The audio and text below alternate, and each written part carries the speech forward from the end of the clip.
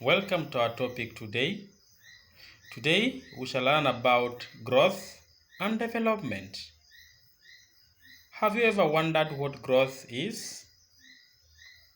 Are you able to remember what we learned in Form 1 about growth? What about development? Now, before we start defining what growth and development is, let us have a look at this particular photograph. What are you able to see in this particular photograph? I am sure you have said the following, that in the first bit of this particular photograph, you are able to see a bean seed. What has happened to this bean seed? It has been planted, and actually some organs are being formed here. It is growing to form a seedling.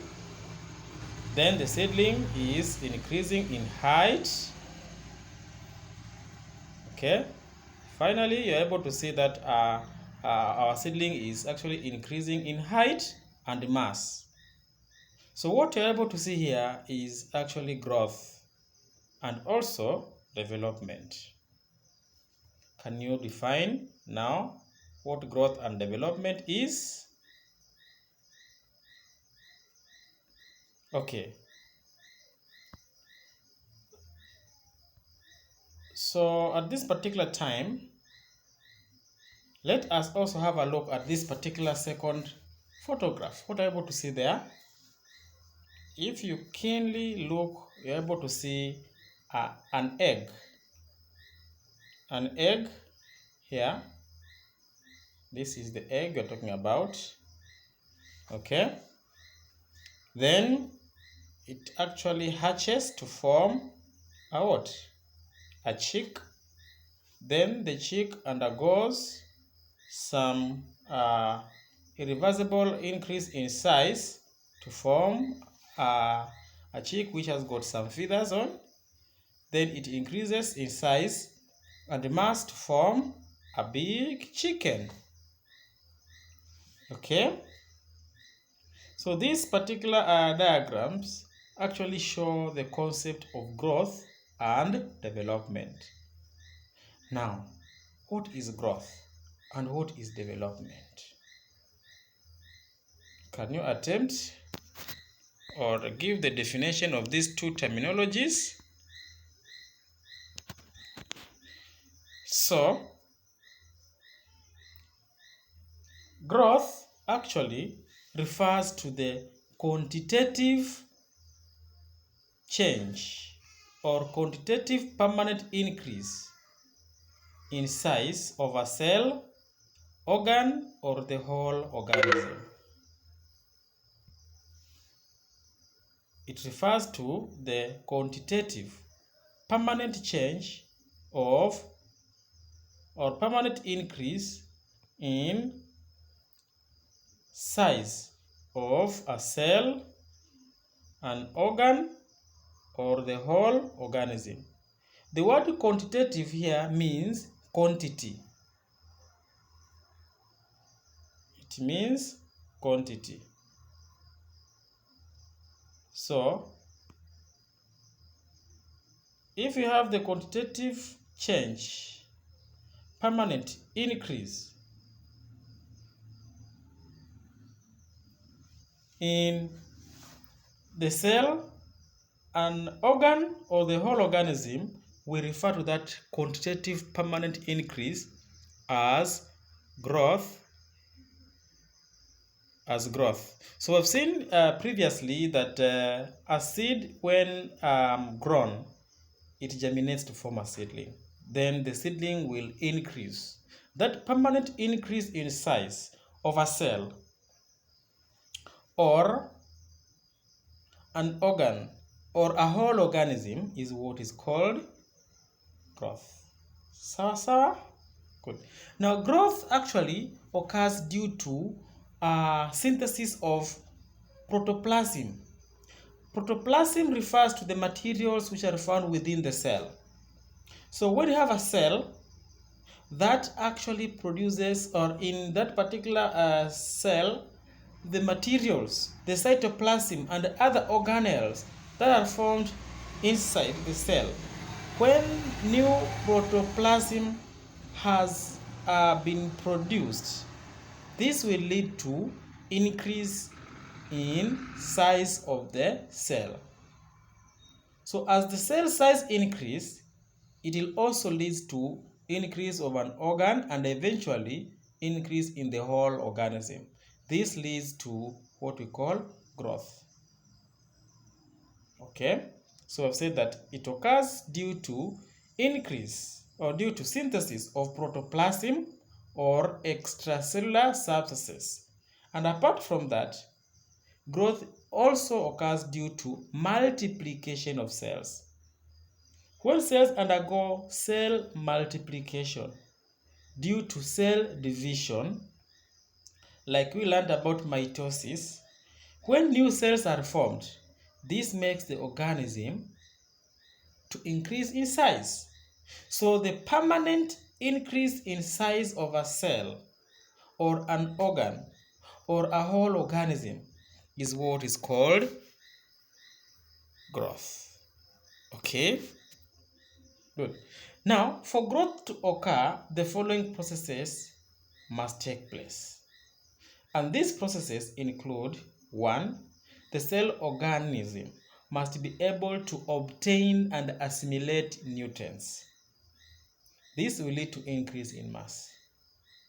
Number 2, the cell division, and specifically here, mitosis, must occur. And this will lead to increase in number of cells. So when number of cells increase, it will make the organism to become bigger, hence leading to what we call growth. Last but not least, the cell must be able to expand, leading to increase in volume and size of the organism. So when cells expand, it will lead to increase in volume and size of the organism. Now, for all these three processes to occur, that is, cells assimilating nutrients, cell division in form of mitosis to take place, and expansion of the cell leading to increase in size, for this to happen, actually, the cell must be able to have the following. There must be a continuous supply of the following materials. And these materials include, we have oxygen. The cells must be able to get oxygen continuously. Also, they must contain or obtain water, sufficient or a good warmth, that is optimum temperature, and also all the material, all the waste products must be removed. So there must be means of eliminating or removing waste product, means of removing waste products. So I've said that for growth to take place, the cells must have continuous supply of oxygen, water, food, and optimum temperature. Here we call it warmth, and also means of removing all the waste materials. Is it clear? Good. Now, study this particular photograph. What can you see in this particular photograph?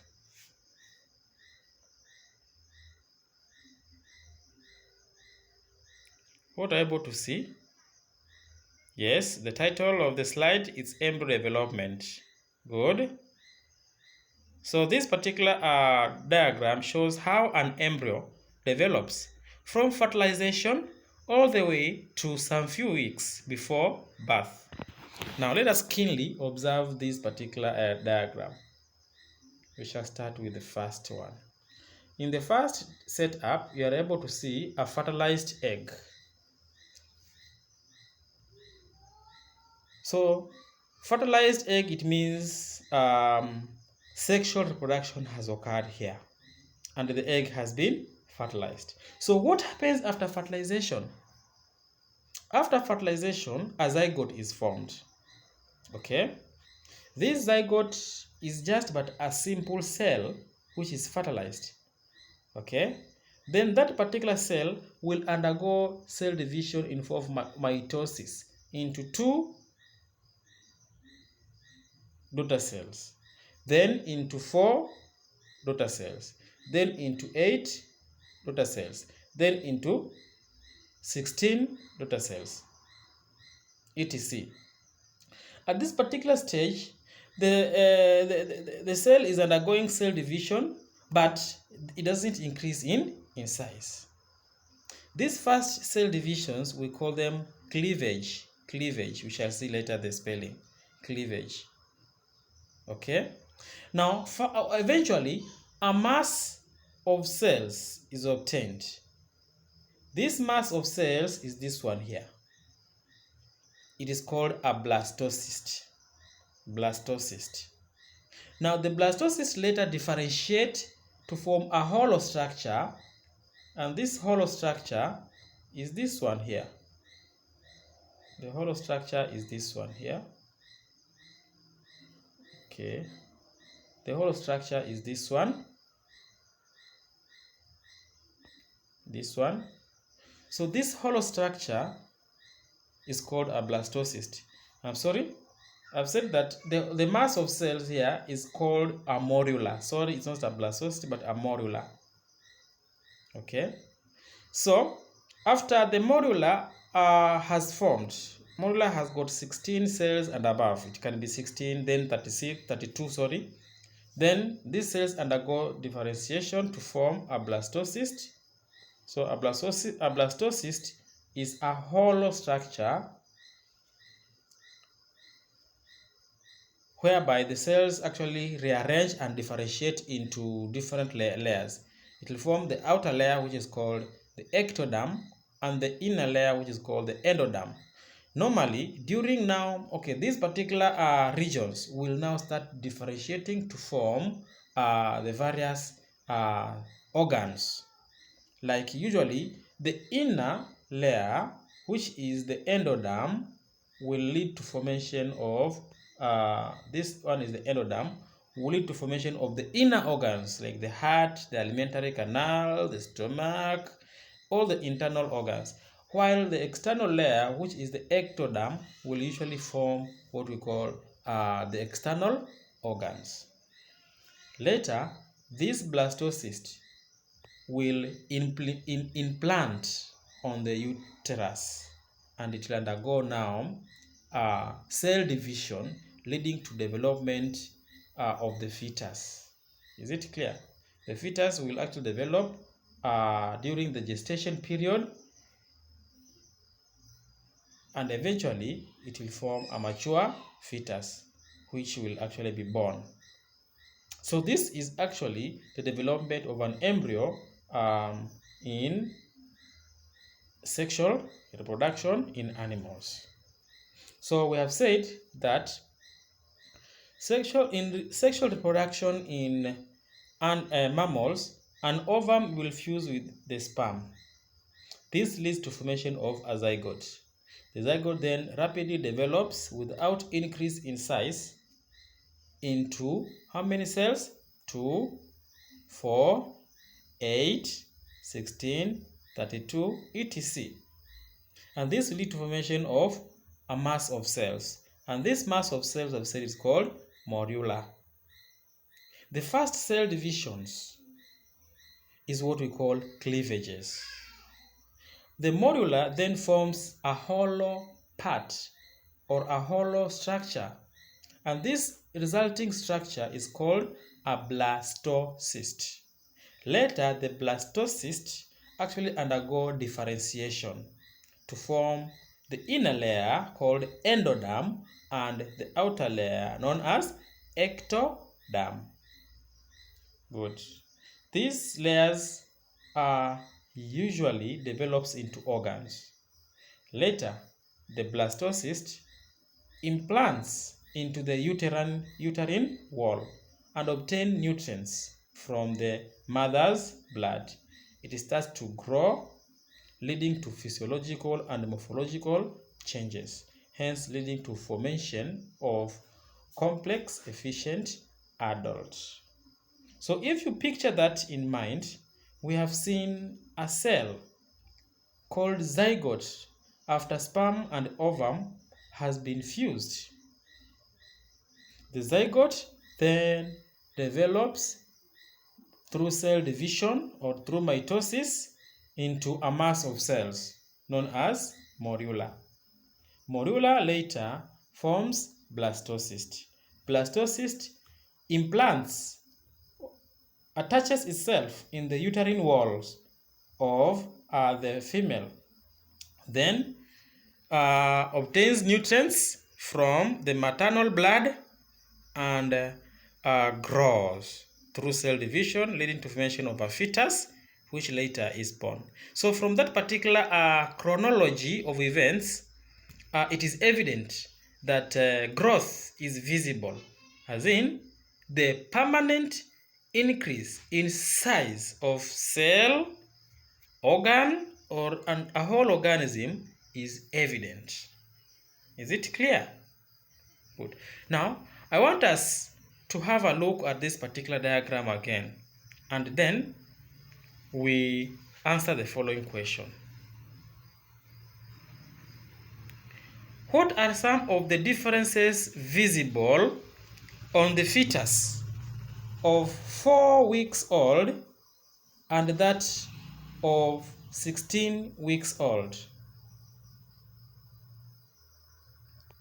Good. So we are trying to see how is this particular fetus different from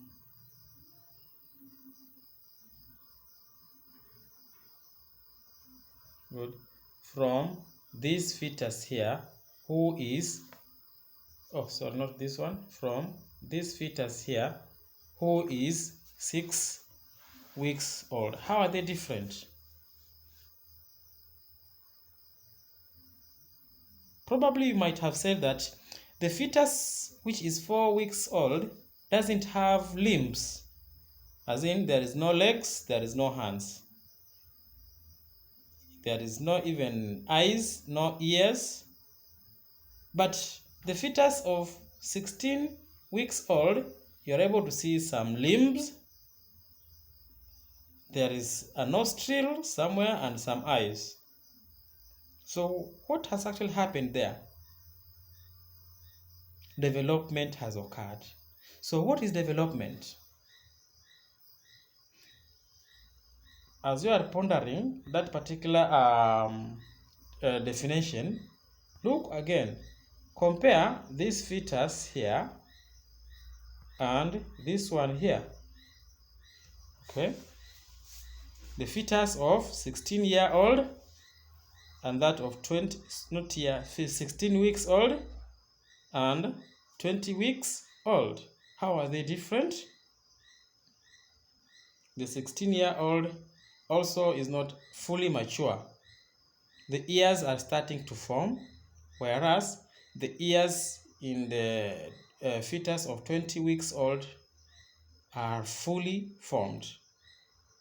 In fact, development has occurred completely and all the organs have formed in the 20 weeks old fetus. So what is development? The increase in complexity. This particular fetus, 16 weeks old, is less complex than the 20 weeks old, because in the 20 weeks old there are organs which has formed, whereas in that fetus of 16 weeks old some organs are not fully developed. So the qualitative permanent increase or qualitative changes that occur during the life cycle of an organism is what is called development. Increase in complexity is what is called development. The 4 weeks fetus is less complex compared to the 20 weeks fetus. Even if you look at yourself, while you are young, maybe in kindergarten, and now in Form 3, there are so many things that has actually occurred in your body. There is increase in complexity. Can you give examples? Okay. Good. So those examples I've given, I believe, they are valid. Yes. So if you picture yourself while you are in kindergarten and now, there are so many things that has happened. There has been increase in complexity. That is what we call development. So development refers to the qualitative changes which an organism goes through in its lifetime. Qualitative changes which an organism goes through in its life cycle. Qualitative here means the increase in complexity, like formation of new organs. Okay? Emergence of new organs. Like if a teenager, a person becomes teenager, there are some organs that start to grow. Okay, for the case of ladies or girls, you will actually be able to see enlargement of hips, enlargement of breast. That is actually what we call development. Okay, so it refers to the qualitative changes which an organism goes through in its life cycle. Now, during development, both qualitative and quantitative changes occur. Okay, so it actually leads to what we call differentiation. We shall define differentiation later. And it is not very easy for us to measure development quantitatively. Hence, for us to know that development has occurred, we actually can assess in terms of increase in complexity. If the organism has increased in complexity, that we can say development has indeed occurred. For example, if a plant has developed flowers or leaves or roots, we can confidently say that it has undergone some development because there is increase in complexity. Understood? Good. So we can say development is the qualitative change, quality, increase in quality, complexity, okay? Qualitative changes which an organism goes through in its life cycle. Okay? Good. Now we have mentioned the word differentiation and we defined this in Form 1. Can you tell me what differentiation is?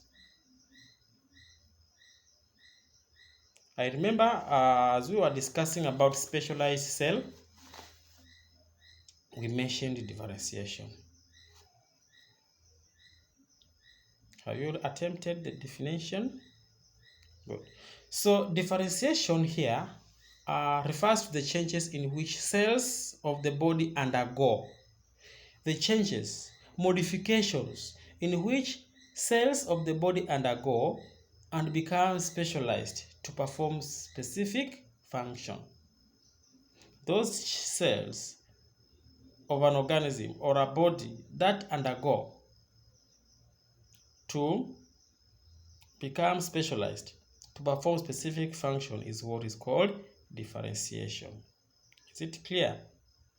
So by this particular juncture, I believe you are capable of defining what growth is, what development is, and what differentiation is. Growth refers to the permanent, irreversible increase or quantitative increase in size of a cell, an organ, or an organism.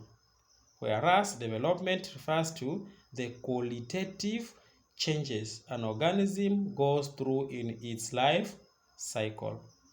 This one is mainly tied to the increase in complexity of the organism. And finally, Differentiation refers to the changes in which the cells of the body undergo and become specialized to perform specific functions. Okay, good. Now, how is growth in plants and animals different? Have you ever studied how growth in plant occurs? Have you ever seen a plant growing and an animal growing? Yes, there are some differences that usually are evident in plants and animals, and we shall summarize them in form of a table. So, growth in plants is only located or confined to shoots and root tips. That is, it occurs in the apical meristems, whereas growth in animals, it occurs all over the body, and this is what we call intercalary. Number 2, plants have definite growth regions. That is, growth occurs only in meristems, whereas animals, different parts grow at different rates. Growth in plants is confined only, is only found in the meristems, whereas in animals, growth rate is different, and each part of the body grows at its own rate. Another difference is that in plants, growth is usually indefinite and it is continuous throughout the life of the plant, whereas in animals, growth sometimes ceases at maturity. Like now, don't expect me to grow maybe taller than I am. At the end of teenage, most people reach their final heights. Good. Now, in plants, growth may result in branching, while in animals, no branching. Last but not least, in plants, growth may be affected by light, hormones called auxins, and temperature. Whereas in animals, growth is usually affected by availability of nutrients.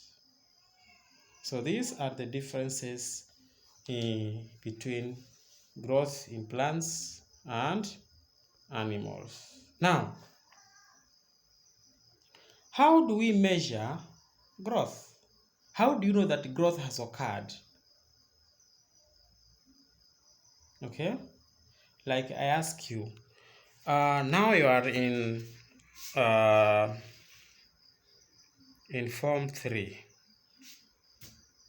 How will you ascertain that you have grown if you compare yourself from the way you were in Form 1? Probably, most of you will say that you will measure the height. You will compare the height you had in Form 1 and now in Form 3. And most of us will have increased in height. True? So apart from height, what other features or what other parameters can you use to know that growth has occurred? So apart from height, some of you may say the circumference. Yes, you can measure your circumference. Maybe the waist, okay, to confirm whether growth has occurred. Okay, some also may use the weight. You measure your weight, and then if the weight has increased, then we can say growth has occurred, because growth is the irreversible increase or permanent increase in size. And if we talk about size, we can talk about the body mass, we can talk about the height, we can talk about the length, we can talk about the circumference, the width of a substance of an organism. Is it clear? So this means that for us to measure growth, we must use the following parameters. We measure the following parameters of an organism over time. Okay? And these include height or length. We can measure the length of an organism over time, or its height. Okay? Number 2, we can also measure its dry weight, that is its mass. And then we shall be able to tell whether growth has occurred or not. Also, we can count the number of individuals. Like if maybe the organisms are single-celled, like bacteria, how do you know that the bacteria population of bacteria has increased? That is, growth in bacteria have occurred. You can count the number of individuals. Volume, you can as well measure the volume of an organism. Sawa. And last but not least, you can as well measure the surface area. So these are the various parameters that we normally use when confirming whether growth has occurred or not. So